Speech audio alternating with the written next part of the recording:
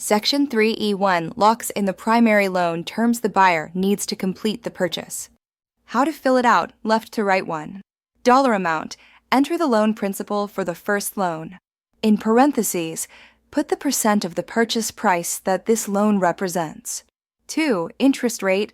Check fixed rate and cap it, not to exceed certain percent. Or check initial adjustable rate if it's an adjustable rate, ARM, and cap that initial rate. Why it matters. If quoted rates jump above your cap, buyer can cancel or renegotiate under the loan contingency. 3. Points. Cap how many discount/origination points the buyer is willing to pay to get the rate above. Buyer to pay up to, write a number of points to obtain the rate above. If you expect seller to pay points, do not put it here. Request a seller credit elsewhere, credits section, and keep this a buyer cap.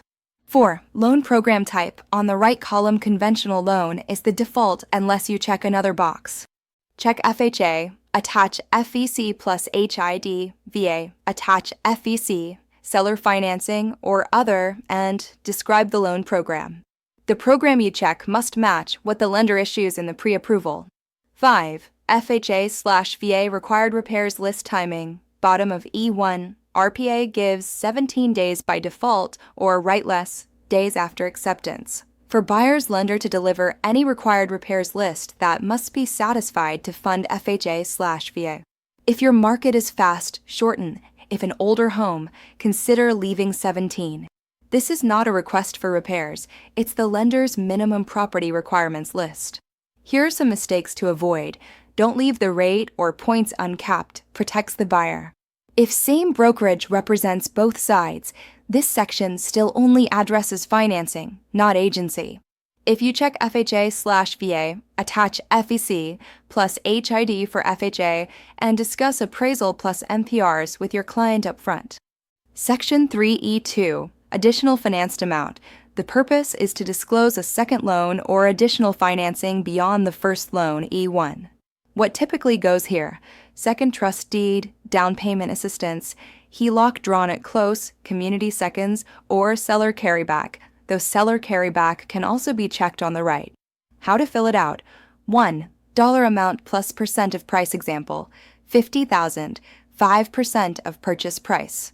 2. Interest terms fixed rate, cap the fixed rate, or initial adjustable rate, cap the initial rate.